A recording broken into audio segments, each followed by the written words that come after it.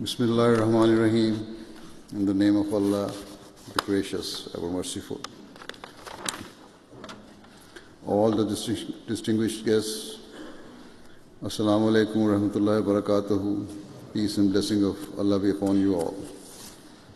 Each year, the Ahmadiyya Muslim community hosts this peace symposium, in which current issues and the overall state of the world are analyzed. And in my address, I seek to present answers to these contemporary issues in light of the teaching of Islam. In terms of what impact this event has on the wider world, I have said before that I do not know. However, regardless of its effect, we shall never give up our efforts to promote peace and justice, and certainly, I'm sure, all of you share our ardent desire for true and long-lasting peace to be established in the world. Indeed, I am sure all of you hope to see an end to the many conflicts and wars that have blighted the world in recent times, and for a peaceful world to emerge in which all people and all nations live amicably and fulfill the rights of one another. Yet, the tragic and devastating truth is that each year, instead of pulling back from war and conflict, the opposite is proving true. Rivalries are intensifying, new battle lines are being drawn, whilst existing hostilities show little sign of abating. Though we are all aware that we are passing through difficult times, most people do not realize the extent to which the relations between certain nations have deteriorated and how potentially disastrous the consequences could prove to be. For example, in a recent column published by Bloomberg Business Week, the journalist Peter Coy writes, "Nuclear war gets surprisingly little attention considering there are enough nukes to end human civilization in hours. The reason to pay attention is that arms control, especially between the US and Russia, has broken down. A fresh nuclear arms race appeared to be taking shape. As for what anyone can do, arms control moves forward in response to public pressure when humanity speaks louder than arms merchants and bellicose world leaders." In his article, he also quotes a senior fellow of the Middlebury Institute of International Studies, Nikolai Sokov, who warns, "All signs point in the direction of a serious combined nuclear conventional arms race in Europe." The rest of the article reinforces the point that another global arms race has begun and that the threat of nuclear war should not be underestimated. In recent days, the world witnessed a sudden escalation in tension between India and Pakistan. Both countries are nuclear powers, and both have built alliances with other nations, whether openly or in secret, which mean that the potential consequences of a war would be extensive and far-reaching. I have expressed my view on many occasions that the leaders of some of the nuclear powers are trigger-happy and appear not to appreciate the truly grave consequences of nuclear warfare. Not only do such weapons have the power to annihilate the countries targeted, but also have the potential to destroy the peace and stability of the entire world. Thus, it is imperative that nations and their leaders do not focus only on their own national interests, but consider what is best for the world at large. Dialogue with other nations and communities is vital, and each party should work together with a spirit of tolerance and with the shared objective of developing true and sustainable peace in the world. In a recent interview with Spiegel Online, the former foreign minister of Germany, Sigmar Gabriel, has warned of underestimating the dangers posed by the current geopolitical situation, and he compares the current political state to the circumstances of the world in 1945 and 1989. The former German foreign minister said, "The world is changing dramatically. The old West has broken apart. It is a drastic change from the past 70 years when we could depend on the US as a leading nation. We are going through a fight for European sovereignty in a completely changed world." Similarly, in a New York Times article, the former leader of the Soviet Union, Mikhail Gorbachev, writes that following the recent suspension of the INF Treaty by the United States and Russia, a new nuclear arms race has begun. Mr. Gorbachev writes, "A new arms race has been announced. The INF Treaty is not the first victim of the militarization of world affairs. In 2002, the United States withdrew from the Anti-Ballistic Missiles Treaty. This year, from the Iran nuclear deal, military expenditures have soared to astronomical levels and keep rising." Warning about the risk of a nuclear war, Ms. Gorbachev writes, "There will be no winner in a war of all against all, particularly if it ends in a nuclear war, and that is a possibility that cannot be ruled out. An unrelenting arms race, international tensions, hostility, and universal mistrust will only increase the risk. Hence, expert commentators and experienced politicians are reaching the conclusion that nuclear war no longer remains a remote and distant prospect, but is a growing threat that can no longer be discounted." If we glance at just a few of today's pressing issues, it is clear that the world is heading in an ominous direction. During the past year, the United States claimed with a degree of confidence that it was close to securing an historic peace deal with North Korea. But in recent days, it has become clear that nothing of substance has been achieved. Conflict in the Middle East continues to rage.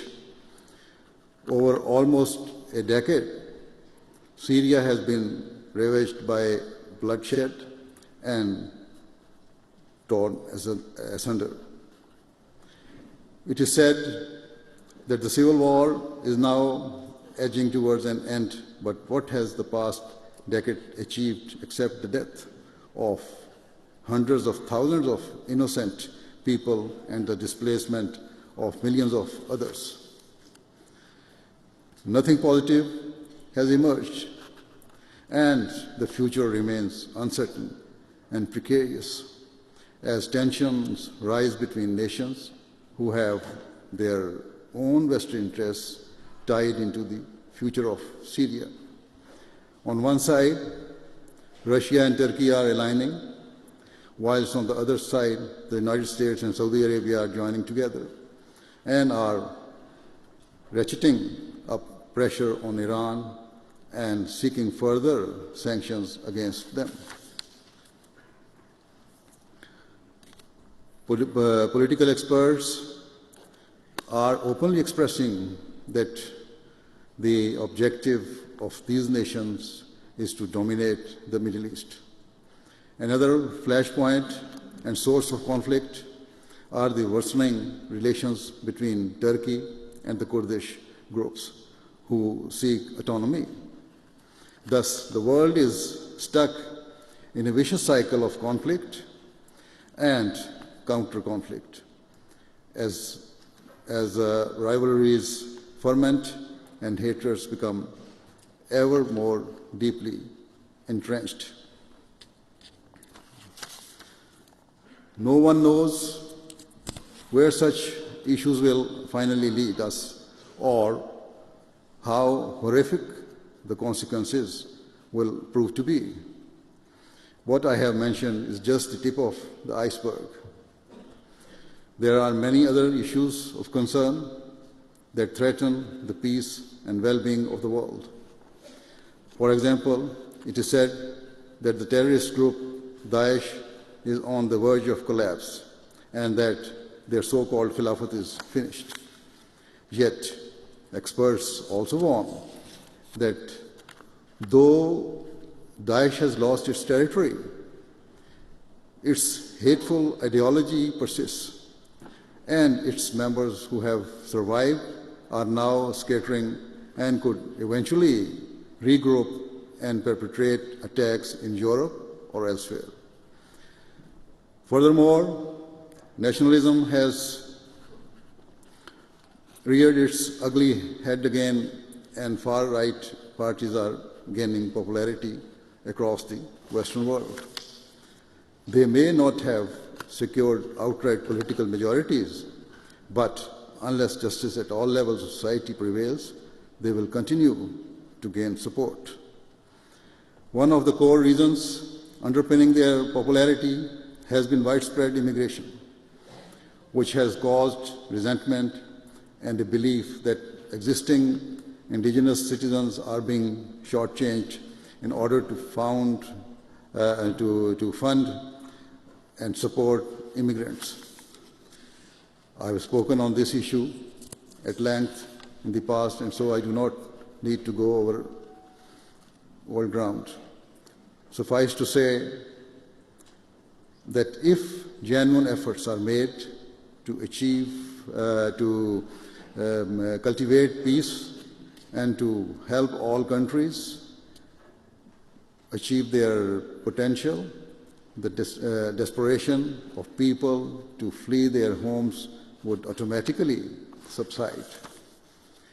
All that most people desire is the ability to provide for their families, and it is only when such opportunities are denied to them that they seek to leave their homes in search of a better life. Accordingly, the long-term solution to the immigration crisis has to be to establish peace in war-torn countries and to help the local people who have been forced to endure lives of misery and danger to live peacefully. In the short term, where refugees are or asylum seekers come to the West due to the prevailing political or religious conditions in their own countries, they should be treated with dignity and respect. At the same time, whatever support they are given should not be at the expense of existing citizens. Immigrants should be strongly encouraged to enter employment as soon as possible, rather than living off benefits for long periods. They should work hard, seek to stand upon their own 2 feet, and contribute positively to their new society. Otherwise, if they are continually funded by taxpayers' money, it will inevitably lead to grievances. Indeed, it is my belief that the underlying cause of most resentment in society tends to be economic and financial frustration. Certain groups take advantage of such anxiety by laying the blame at the feet of immigrants or at the followers of religion and incite sentiments of hatred towards them. Thus, an impression has developed in Europe that Asians, Africans, and particularly Muslim immigrants are a threat to society. In the United States, there are similar fears regarding Muslims and also Hispanic seeking to enter the country through Mexico. Nonetheless, I firmly believe that if the major powers set aside their own vested interests and strive earnestly towards improving the economic conditions of poorer nations and treat them with sympathy and respect, such issues would never arise. Here in the United Kingdom, there is currently a great deal of uncertainty regarding Brexit and the UK's future relationship with the European Union. I made my own views on this topic clear during an address at the European Parliament in 2012. While addressing, I said you should make all possible efforts to preserve this unity by honoring each other's rights. The fears and worries held by members of the general public must be removed. I also said, remember that the strength of Europe lies in its remaining united and together as one. Such unity will not only benefit you here in Europe, but at a global level will be the means for this continent to maintain its strength and influence. In my speech 7 years ago, I focused upon the importance of removing the fears of public about immigrants and emphasizing the benefits of unity. However, people's concerns were not adequately addressed, and so increasingly people across Europe have come to question the benefit of the European Union. The starkest example is, of course, Brexit, but in many European countries, such as Italy and Spain, far-right or nationalists, even in Germany, nationalist parties are gaining popularity and winning seats at the political table through which they are striving to further weaken the European Union and pursuing an anti-immigrant agenda. Hence, where I had hoped for greater unity in Europe, the past few years have witnessed increased division and turmoil. Why have such frustration come to the fore? They are derived from economic difficulties and a failure of governments to act with justice and to protect the rights of their citizens. My own view remains that international cooperation is a positive and unifying force for good. Thus, at the European Parliament, I also said, from an Islamic perspective, we should strive for the entire world to unite together. In terms of currency, the world should be united. In terms of free business and trade, the world should be united. And in terms of freedom of movement and immigration, cohesive and practical policies should be developed so that the world can become united. Consequently, the Islamic viewpoint is that peace can best be achieved through unity. Yet, regretfully, instead of uniting, we are seeking separation and prioritizing our individual interests over the collective interests of the world. I believe that such policies will and already are undermining the world's peace and security.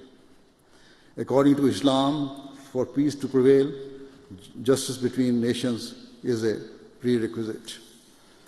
Where countries face difficulties, other nations should seek to help them selflessly without pushing their own agendas. For example, the Holy Quran states that if there is a war or conflict between two parties, other nations should mediate impartially and seek to bring about a peaceful settlement. However, if one side continues to be unjust and does not move towards peaceful outcome, then the other nations should unite together to stop the aggressor. Once the aggressive nations or party refrain from wrongdoing, Islam categorically instructs that revenge should not be sought through unjust sanctions or by plundering their resources. However, time and again, we have seen examples of countries that have intervened in war-torn nations or given aid to deprived countries on the pretext of bringing peace, but have attached strings that enable them to take control of the weaker country's resources. Rather than being content with their own wealth, powerful countries seek to assert their control over weaker nations.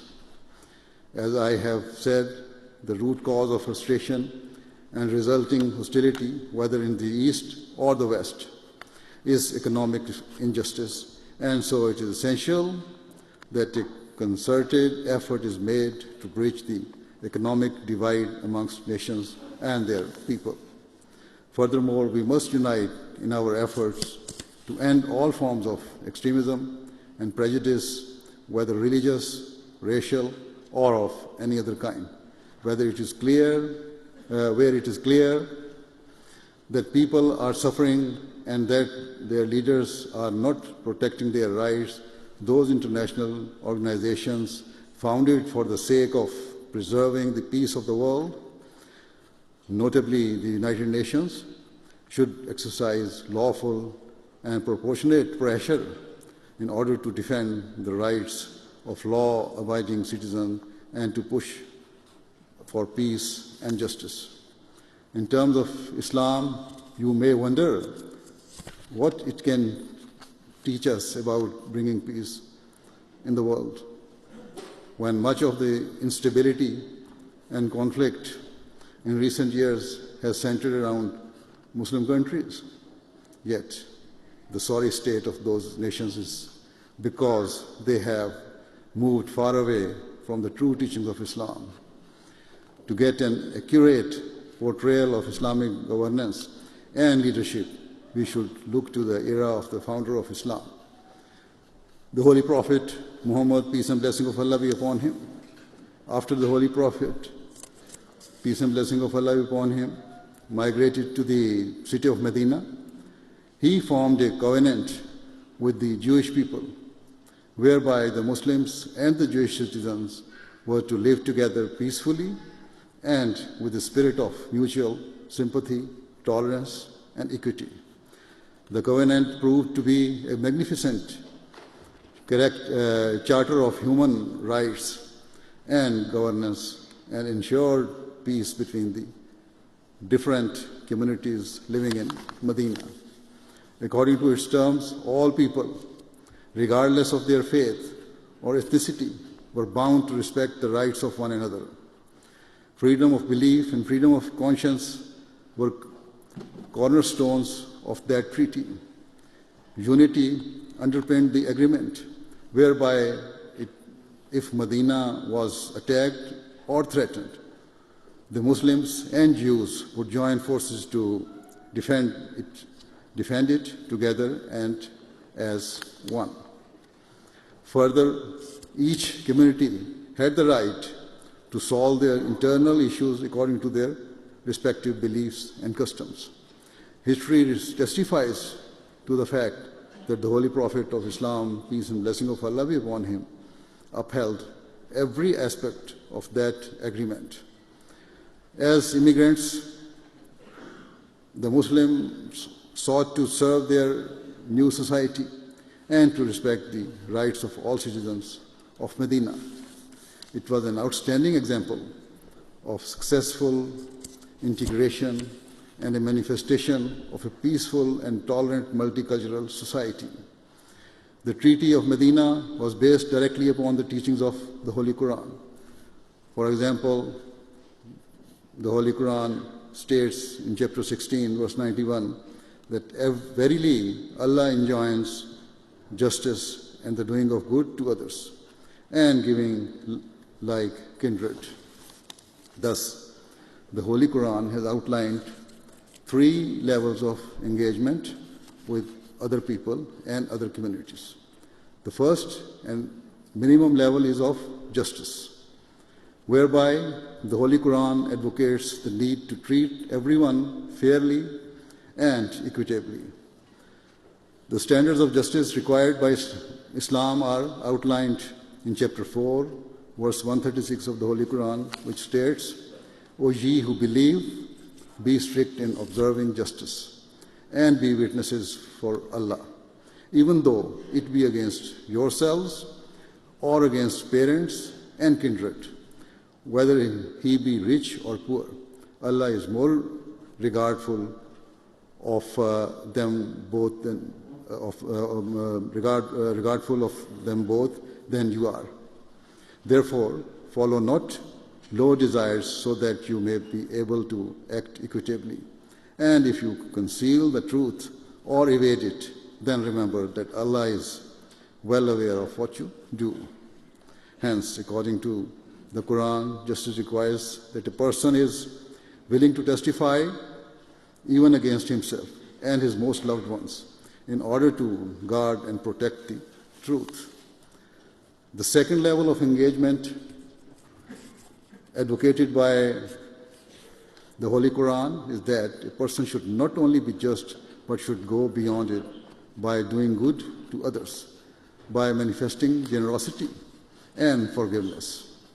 As I have already mentioned, the Holy Quran teaches that once you have successfully stopped an aggressive nation from inflicting further cruelties, you should not seek revenge or impose hardship upon it. Rather, you should seek to help them build up their economy and infrastructure. Where this will help them, it will also help you in the long term. If those countries who have been centers of war or division are enabled to prosper economically, they will no longer harbor frustration or bear hatred for other countries, nor will their people be forced to migrate. This is the wisdom underpinning the Islamic teaching of going beyond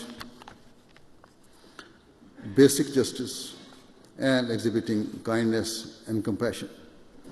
The third level of engagement taught by the Holy Quran is to treat others in the same way that the mother treats her child, which is the most selfless form of love, as it is rendered without any expectation of reward. To treat others with benevolent spirit is not easy, but this should be our constant aspiration. Ultimately, to bring about peace, whether in Muslim nations or at a broader international level, it is necessary that at the very minimum, the demands of justice are fulfilled by governments, so that all people are given their due rights and that selfish vested interests give way to what is fair and right.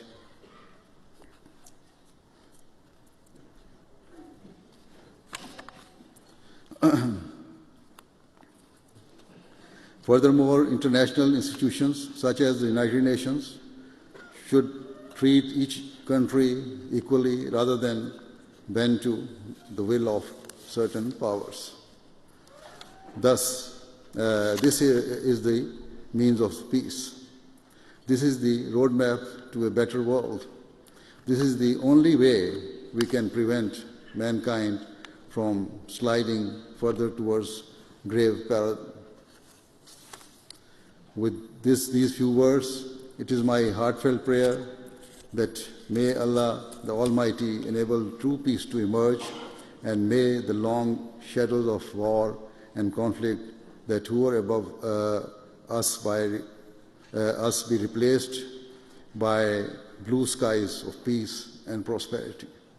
I pray for an end to the frustrations and deprivation that have plagued the lives of countless people and have fueled devastating wars and grievances across the world. Instead of seeking to dominate others and assert their own rights, I pray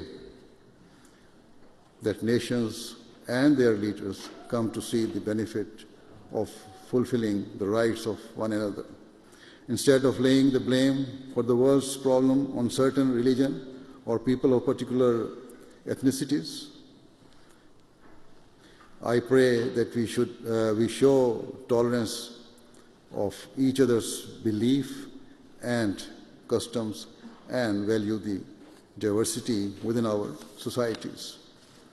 I pray that we come to see the best in humanity and use each other's strength and skills to build a better world for our children and to cultivate lasting peace in society. Surely the alternatives do not bear thinking about. Earlier I quoted several experts who warned of nuclear warfare and of a spiraling global arms race. Those articles and many others give weight to the belief that the world is hurtling towards a titanic catastrophe, the like of which mankind has never seen before, and one that will be impossible to contain. According to some estimates, the effects of a nuclear war could reach 90% of the world. Furthermore, if there is a nuclear war, we will not only be destroying the world today, but we will also be leaving behind a lasting trail of destruction and misery for our future generations. Hence, we must pause and reflect on the consequences of our actions.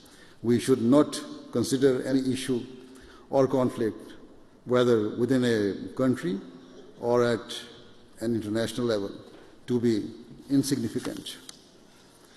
Whether we are dealing with economic issues or immigration or any other crisis, we must show tolerance and strive to break down the barriers that divide us. We should utilize all of our energies and faculties to pursue peace by seeking to end every conflict amicably through dialogue and mutual compromise and by fulfilling the rights of one another. May Allah the Almighty enable us to do so. Ameen. With these words, I would like to thank all of our guests for joining us here this evening. Thank you very much.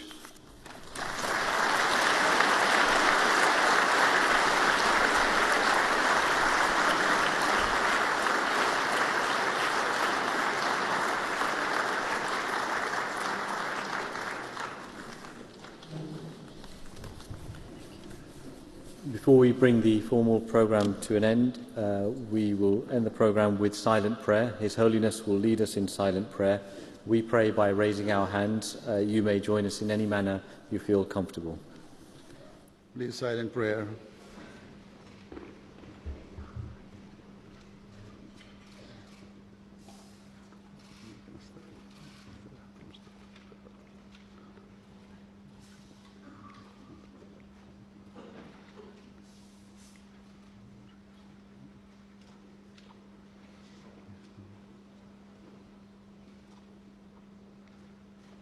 Amen.